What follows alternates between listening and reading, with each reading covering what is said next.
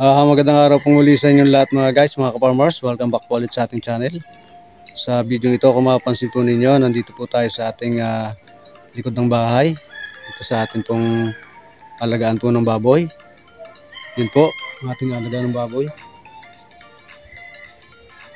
At dahil sa gusto ko nga pong i-update sila sa inyo, yung ating pong mga alagang baboy ay ibibenta na po natin. Lahat po sila, yung anim na piraso or 6 na ulo na baboy. Yung pong natira sa ating pong ibinenta nung nakaraan. At kung inyo pong natatandaan na ito pong alaga po natin ito ay 11 piraso nga po or 11 ulo na biik na ipinapakita ko po sa inyo ang aking pong pag-aalaga sa akin pong mga video. At sila nga po ay nalagaan po natin ng tuloy-tuloy hanggang sa sila po ay mapalaki natin. At dumating po yung time na sila po ay 5 months old na, ay nagpasya po tayo na magbenta po tayo ng 5 yung po sa kanila sa 11 heads po na yun na alaga po natin. At may natira pong 6 na ito pong 6 na ito ay ginagayak na nga po nating ipagbili. Yun po, tiningnan na nga po ng kukuha kaninang umaga. At ang sabi po ay babalik po sila bukas ng umaga para timbangin na nga po yung ating pong mga baboy. At bagaman medyo malaliit pa ang iba, yung 3, at yun namang pong 3 ay malalaki, ay isasama na rin daw po nila yung maliliit sa pagtitimbang. Kaya po yung balian na alaga po natin na baboy ay kukuhanin na po nila lahat. At yun po mga guys, mga ka-farmers, bukas po ay babalik po sila para timbangin po nila yung ating po mga baboy. At malalaman po natin kung ilan po yung kanila pong mga timbang. Ano pa mga guys, mga ka-farmers, kukuhanin na po yung ating baboy. Yung ating 6 na ulo na baboy ay kukuhanin na po. Andun na po yung kukuha sa ating pong alagaan ng baboy. Mga guys, mga ka-farmers.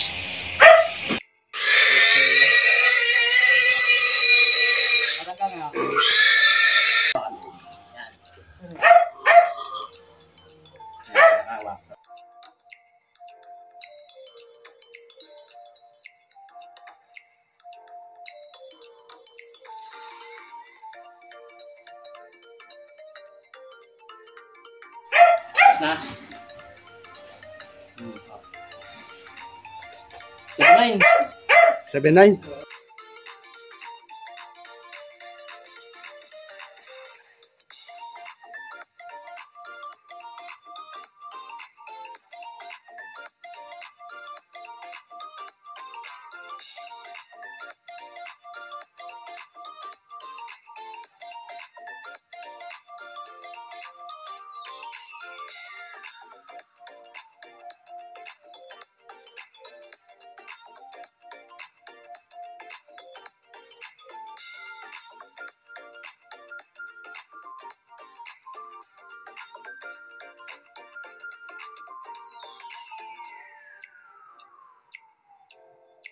Okay, mga ka-farmers.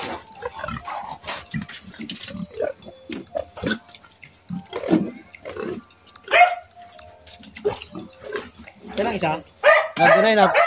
Nandun na. Lumabas na doon.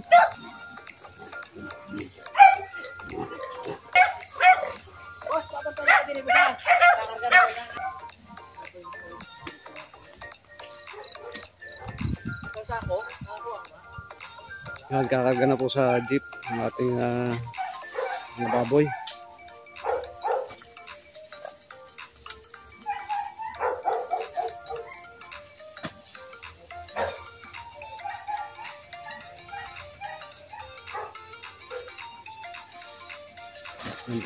Sinasakluban niya na sa ako pagka kakarga sa jeep.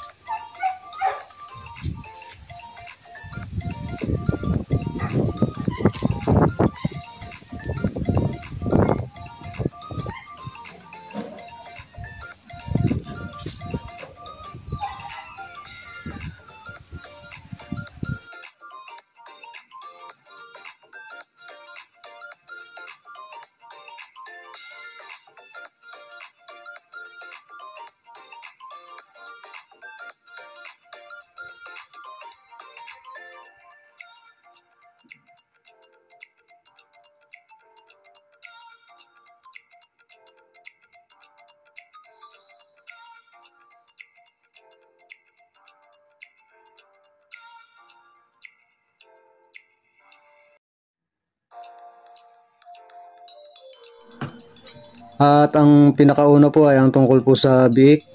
At dahil sa tayo nga po ay may inahin po dati, ito po ay paanak na po natin, itong 11 heads po na ito.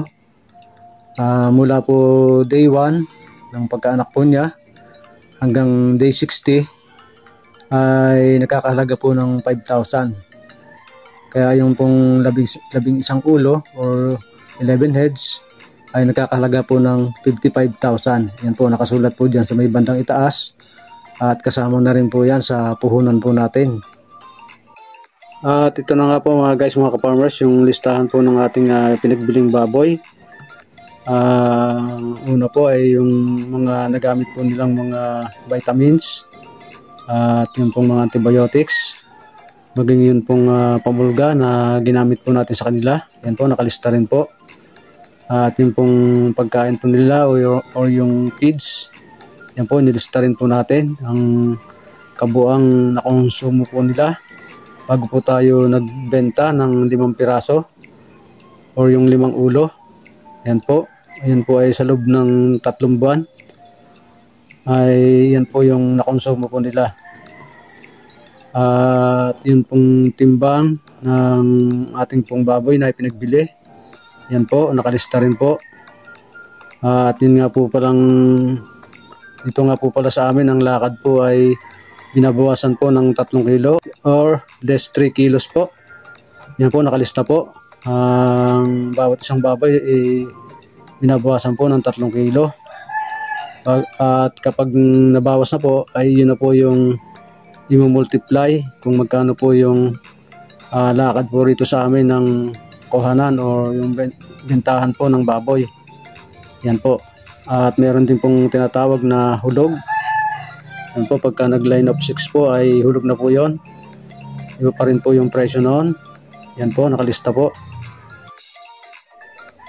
At yung sunod naman po ay yung pagpapatuloy po natin ng pag-aalaga doon po sa 6 na natira. Dahil sa inalagaan pa nga po natin sila ng kulang 1 buwan, ay kumonsumo rin po sila ng pagkain. Yan po. Nakalista rin po dito sa kabilang papel na ginawa ko pong listahan. Yan po yung at yung kabuuan po ng pagbilhan po natin ay nakalista rin po mga guys, mga ka-farmers. At ang kabuuang nakonsumo nila sa mga pagkain ay sa mga pagkain or yung feeds ay nakalista rin po dyan. Kung mapapansin din po ninyo, ayan po yung tinubo natin, yan sa may bandang ibaba. Ayan po yung tubo po natin sa loob po ng 4 na buwan na pag-aalaga sa kanila po.